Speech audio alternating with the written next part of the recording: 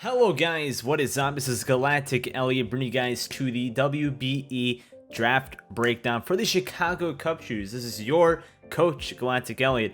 And first and foremost, guys, if you missed out on the draft, you guys can check it out over on the WBE channel. I'm not sure if this will be 100% right away, or if we're uploading in general, it will stream over on Twitch. It should be on the WBE channel. If it's not, check out the WBE channel anyways. It's in the description down below. Make sure you guys give it a subscription. We'll have tons of things from the analysts going up on there. I also do have a nice little interview that I did with one of the analysts, Chris Cobain, so that should be an awesome time. And yeah, also if you guys want to check it out, we have these nice little Cubchoo plushies. They are literally just $10 right now over on Onage. And we also have some shirts as well. So if you guys are interested in some Cubchoos gear or plushies in general, I'd highly recommend you guys, grab one right now, because this is literally 10 bucks and it's limited time, limited quantity. So check it out in the description, and let's get this started, guys. So for those that do not know, I'm a part of the WBE. It's a draft battle league, and basically there are 28 coaches, the largest freaking draft league ever, and I'm a part of it again. It's pretty much organized by A Drive, and I'm one of the commissioners of the league as well. And it's gonna be crazy. And our team, as far as things go, is really nice. I think that this team kind of synergizes well together, and that was what me as well as my front office were pretty much trying to do from the get-go. So yeah, you were pick number 21 out of 28 people, so I had to wait a decent amount every other pick, because it's a wheel draft pick. So I'd have to wait until my 21st pick, and then I have to wait, pretty much 16 picks until it come back to me, or like 14 picks, whatever it is. Math is math. So I think it's 16, whatever. I'd have to wait a decent amount of picks in between, and then after I would have to wait crazy amount of picks, maybe like 40 something picks, just for me to pick again. So it's kind of crazy, but we made it work, and it was so much fun. A very different kind of draft league than I'm typically used to. And I'm really excited to share it with you guys. So if you guys are excited, make sure you guys drop a like in the comment section below. Let me know who your favorite Pokemon from our team is, and let's just jump into it. So with the first pick at number 21, we actually ended up taking not a tier 1, not a Mega, but a tier 2 Pokemon, and the tier 2 Pokemon was Scolipede. Scolipede is an absolute monster, and in this league we actually have Speed Pass allowed. So basically, to pretty much inform you guys on how this all works, it's open Z moves, by the way. For the Baton Pass ruling, we are allowing Speed Pass by itself. So if, let's say, I have Speed Boost and I want to Baton Pass my Scolipede speed into another Pokemon, I can do that, but I can't pretty much give speed and attack baton passing into something else. But let's say I had another Pokemon and I wanted to baton pass a Calm Mind, which is plus special attack plus special defense. I can do that. I just can't do speed plus another stat. So with Scolipede, I basically have the luxury of having the speed pass in this league, which is huge. At tier 2 especially, open Z moves, and it being a powerful mon in itself, it gets such good coverage, and overall it's just really strong. After a Swords Dance and Speed Boost, this thing can sweep, and overall it can get Mega Horn Stab, it has Earthquake, Poison Jab Stab, it has T-Spikes and whatnot. Like, the hazards on it is great, and people don't really expect it to pretty much pack a punch the way it does. People expect it to just kind of distribute things, and overall it's a really good Pokemon, and it will help me help other Pokemon too. So other Pokemon can be just as powerful with the assistance of the speed passing, and overall just it being really obscure but unique typing. Being Bug Poison is going to be huge, and I really look forward to using this thing. I've actually never gotten to use Scolipede in the past, and most of these Pokemon I haven't really had the chance of using, so this should be pretty fun. With pick number 2, we ended up taking yet another tier 2 Pokemon actually, at Alolan Ninetales. So Alolan Ninetales, for those that do not know, is an absolute beast. I had to take it before it got back to Dan, because A Drive loves Alolan Ninetales, and I can't really blame him. This thing is a monster, Ice and Fairy, so we're gonna get our Fairy Pokemon right off the get-go, and this thing is such a monster, such a beast. It has Aurora Veil, and overall, you don't really know what it's going to do. Snow Warning, so you can get the Hail Up, which can last 5 turns with the Ice. The Icy Rock, it's gonna count as 8 turns. Sorry, like I've never used the Hail Team before, anything like that, so I'm not really too I guess, knowledgeable about those type of things off the top of my head. But this thing can have Light Clay for the Aurora Veil, which Aurora Veil is Reflect and Light Screen all in one. So we could pretty much distribute Speed Passing and Aurora Veil assistance with both of our first 2 Pokemon. But yeah, Alolan Ninetales is also just a fast Pokemon in itself, base 109 speed, which is super duper nice. You can run Life Orb on it, you can run Specs, you can run Nasty Plot, it gets Ice Beam, it gets Moonblast, it gets Shadow Ball. I mean, overall, Dark Pulse, it gets some cool moves that can really help me out, and it's just a powerful Mob Blizzard. You know, its Snow Warning is nothing to scoff at, and I don't know, man. I really look forward to using Alolan Ninetales. Alolan Ninetales is my favorite Alolan type Pokemon, and you know, I'm just happy to have it on my team. I'm happy that it fell to me, and having this thing with Scolipede is going to be really nice for supporting the rest of my team. And like I said, synergy was what we went into this draft pretty much with, and yeah. For the 3rd pick, we were looking to take Tapu Bulu if it would come back to us, because from the start we were thinking about our Megas being either Mega Houndoom or Mega Ampharos, and we said, hey, if we get Tapu Bulu, and then we can get Mega Ampharos, and that could really help out with the ground weakness on the team that may end up happening. But unfortunately, Infinite Color took Tapu Bulu, so in pick number 3, we were thinking about this Pokemon as well, Hoopa Unbound. We were thinking that this Pokemon actually would not fall to us at pick number 3, so I'm very surprised that it actually fell to us. Tier 1, this thing's a monster. It's been banned in leagues before. It's been deemed to be too OP. Base 170 special attack, base 160 speed, hyperspace fury being its signature move on the physical side, going through things like protect and whatnot, I believe.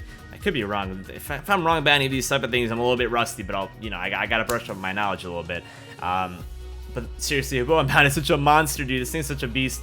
Overall, it pokes holes with Speed Pass. It could be an absolute menace. You know, it has the huge weakness in Bug, but Scolipede can take Bug moves anytime. Unfortunately, U-turn is always for pivot, so people can just U-turn off this thing if they want to. But honestly, man, if I can get a Speed Pass into this thing late game, it is game over. Also, the possibility of Z Snatch, like I said, open Z moves is really going to be helpful. Being able to nuke pretty much anything that wants to come in.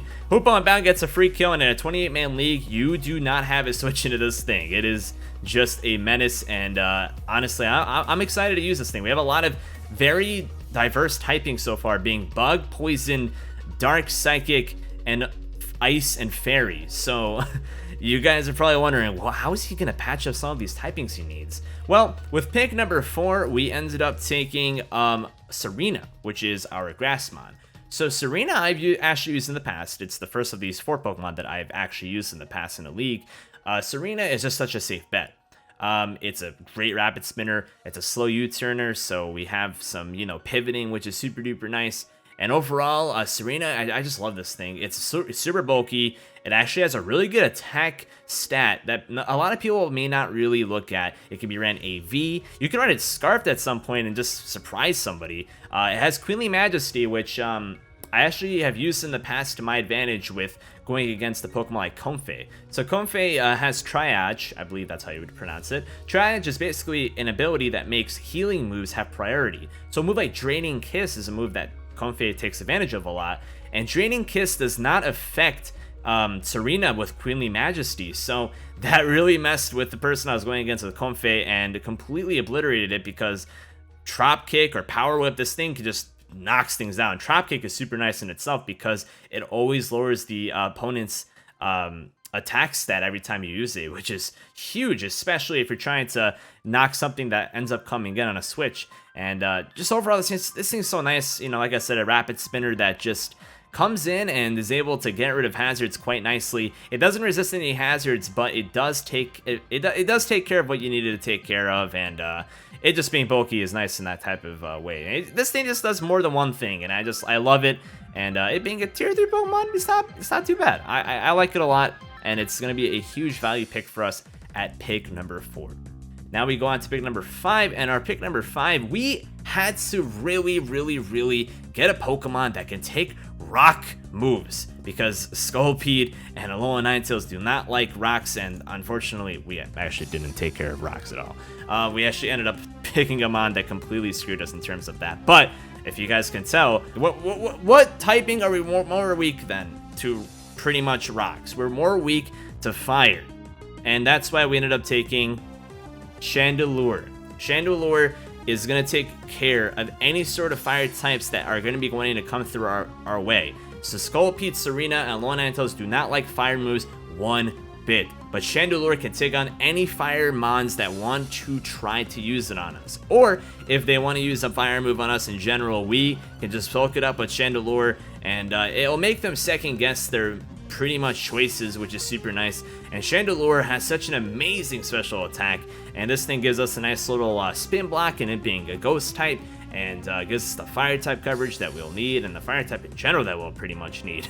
We really needed a flash fire mon, and this is our pick that we needed, man. This thing being tier 3 is super nice, and if we can get this thing with speed pass like any other mod, this thing can put in a ton of work. One of the biggest flaws to Chandelure is the fact that its speed is pretty lackluster, but if we can get speed pass into it, it's going to really put in some work. So Chandelure was a huge get for us at pick number 5. But unfortunately, it does add another rock weakness, but it does nullify a huge fire weakness that we already had. So honestly, I'm very much okay with it, and us having Tsareena for the spin is going to be super nice. So, you know, it is what it is. At pick number 6, we ended up going with Stakataka. So Stakataka, this is a mon that we kind of just didn't know what we wanted in this pick. We just kind of didn't know what we wanted to take. And we were thinking about taking a mon like Stakataka or a Gligar. Gligar would have been super nice because it's a defogger and it's just a bulky mon, and it being ground flying, being able to take on anything that, like, any ground moves or whatever, and unfortunately ended up being taken before us. And we ended up going with Stakataka because this thing's a monster and it takes rock moves like an absolute champ, so that's a nice mon to bring in on rocks anytime. It's not going to take any damage to it. With it being steel, of course. And overall, you know, we have a nice little Trick Room team going on right now as well. I believe Chandelure could set up Trick Room. I could be wrong on that, but I'm pretty sure it can. Stakataka could, you know, put in its own Trick Room. So now we get to confuse the opponent. Are we going to speed pass, or are we going to use the Trick Room? And that's pretty much the mind games I like to play.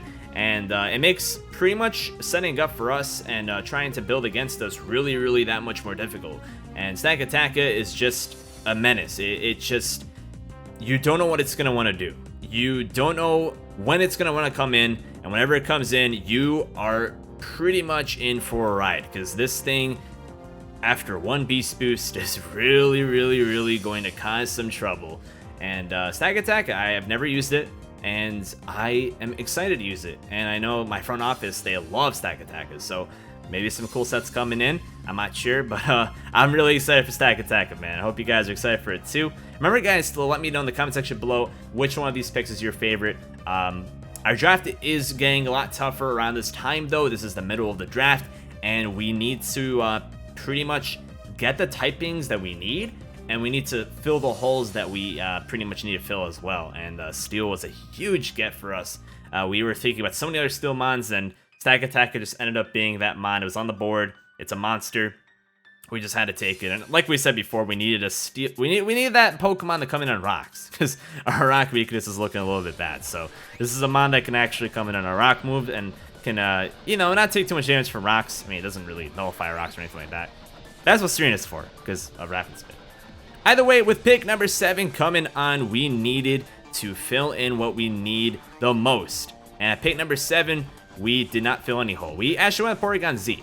So Porygon-Z was a mon that we felt like we can kind of just take right now, because we knew that we could get the next pick just fine. We knew that the next pick, it was going to come to us no matter what. We looked at what the, you know, Pokemon on the other people's teams, you know, what they had and whatnot, and we just figured, what's the best Pokemon on the board right now that we could take with our free points, since we're going to be taking a tier 3 Mega, and we can get away with right now. And Porygon-Z just happened to be that mon that we just kind of took because it's so good. And on this team that has so many physical attackers already, we kind of needed another special attacker. And not to mention Hoopa Unbound, it could be special or physical, so that's nice. But Porygon-Z just happened to be that mon. You know, obviously it could take ghost type moves, no problem, so that's really nice for something like Chandelure.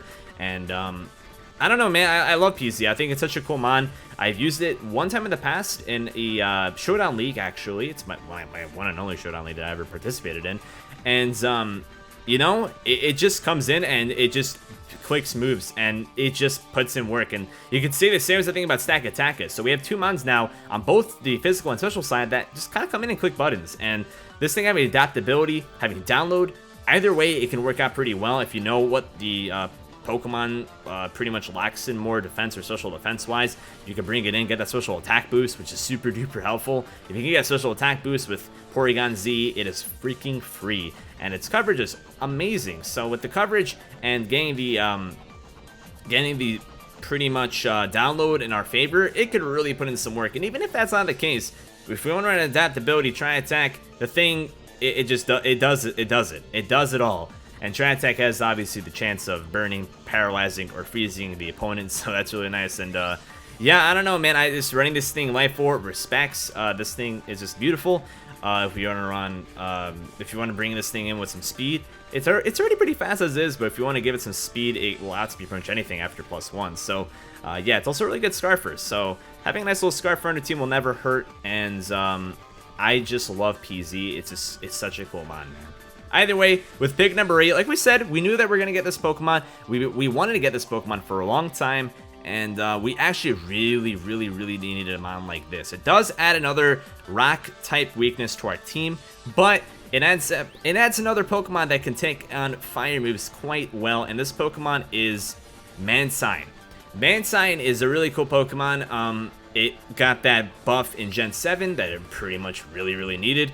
It gets Defog now and Roost and whatnot. It's just, you know, it's a wall. And I believe it's on the... I'm blanking right now. I think it's on the physical side. Let me check this right now. Mantine's a Pokemon that, like, I've never used ever. So yeah, it's on the special side. So special defense is crazy. If anything's running HP Electric, it's not going to kill Mantine. And if anything is running some sort of... Thunderbolt or whatever coverage, it could still take Thunderbolts. And that's something that's really nice to have as a Pokemon that's 4 times weak to something like Electric. If you want to come in on a Volt Switch, it's fine. It'll take it. It'll take it, like, not super well, but it could take it. And it could just roost it off the next turn, which is super nice. And this is another Defogger.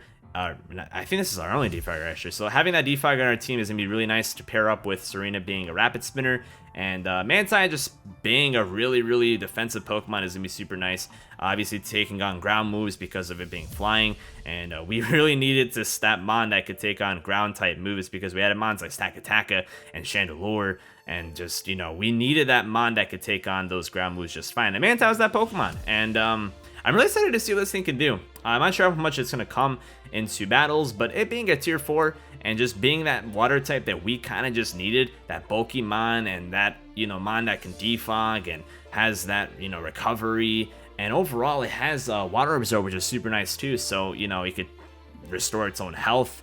And yeah, I like Mantine a lot. I think it's a really cool Pokemon, and it's just a really bulky Pokemon, so we could really take advantage of that.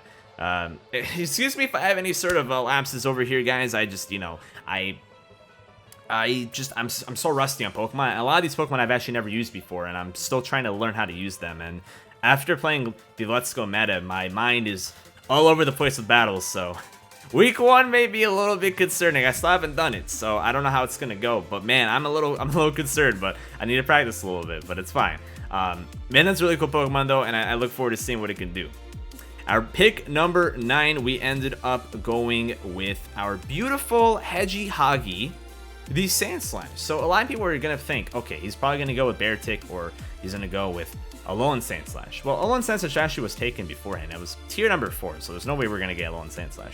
And we were thinking about taking Beartic, but why should we take Beartic whenever we already have so many fire weaknesses, so many, you know, rock weaknesses, and overall we don't really need a mon like Beartic right now. Sure, it has Slush Rush, but Sandslash is so much more valuable. It adds another Rapid Spinner to our team. It adds a mon that can put on Stealth Rock that, you know, a lot of my other team members don't have. So it's our Stealth Rock user if we need it. It has Knockoff, and then it has the rock coverage, obviously Stab Earthquake. Really underrated Pokemon. It has Sand Veil and Sand Rush, I believe. So, you know, if we go against any sand teams, this thing can be surprisingly pretty great. I mean, if you're going against like a Mega Tyranitar, this thing could take advantage of its sand, which is pretty funny. And I don't know, it's a really cool Pokemon, man. I like Sandslash a lot. I feel like it's underappreciated a lot. It's defensive. It's like, in my opinion, a lot of people may disagree with me on this, but I think it's like a Walmart Donphan. I mean, it's not very much similar to Donphan in terms of its abilities and whatnot, but it's defensive on the physical side. It has a lot of the same coverage as Donphan may have. It doesn't have Ice Shard and whatnot, but it has a lot of the similar coverage that it gets, and it has a lot of similar, you know, I guess, ways to get around things. And Sandslash is just a really good Pokemon, and taking it round 9, pick number 245. I was expecting this thing to kind of go earlier, but it fell right in my hands, and I had to take it, man. Pretty much second to last pick. I needed a ground type, and this is my ground type. I'm not upset with Sandslash being my ground type either. I think this thing is so good, man. I don't know. There's something about Sandslash. It's such an underrated Pokemon. I look forward to using it, man. I look forward to using it. I look forward to taking advantage of having it, and I hope you guys are looking forward to seeing what my team is all about. And last but not least, you guys are probably thinking, what Mega is he going? He mentioned earlier Mega Houndoom or Mega Ampharos. Well, Kaker actually ended up taking Mega Houndoom. Not like I really cared because I have Chandelure. So, we ended up taking Fabio, the beautiful Mega Ampharos, with our final pick. This thing is such a beautiful Pokemon. I've never gotten to use it. I still don't understand why it doesn't get Tail Glow. But that's okay, because this thing has Majestic Hair. And it's also our Dragon type. It's also our Electric type. Slow Volt Switch user. To take advantage of Trick Room, can take advantage of Speed Boost, so either way we have something that's slow enough to take advantage of Trick Room, and can get a Speed Boost to like at least take advantage of that too. Special attack stats off the roof. Its attack stats even decent, so if we wanted to run a physical move on it, it could still be viable if we really wanted it to be. It literally, its only downside is its speed, and we can take, we could take care of that. We could take care of the speed being low and find our ways around it. And just the fact that this thing is electric and dragon was perfect because we needed both of those type of things. And like we mentioned before, we got Mantine, so a mon like Mega Ampharos won't really need to worry about ground type moves coming. People will have to second guess about whether they should use a ground type move or not if we have Mantine and Mega Ampharos on the same team, or even Stakataka and Chandelure, who don't really take ground type moves very well either. So Mega Ampharos is super awesome, and I'm very excited to use this thing. Tier 3 Mega, really cool stuff. 28-man league makes me draft so weirdly, and I'm pretty happy with how this draft kind of panned out. We were a little nervous in the middle of the draft whenever we ended up not getting Gligar, and then having some other mons kind of go and not getting them. But then we patched up with Stakataka. We patched it up with this cool mons like Mantine. Porygon-Z just pokes holes. We have mons that can just poke holes, and then we have mons that can support other mons and take care of themselves. And then Hoopa Unbound just clicks a button and it's dead. It's crazy how many mons we just literally bring in and just click a button. It's brainless. But you know, the draft kind of forced me to draft like that, so there we go.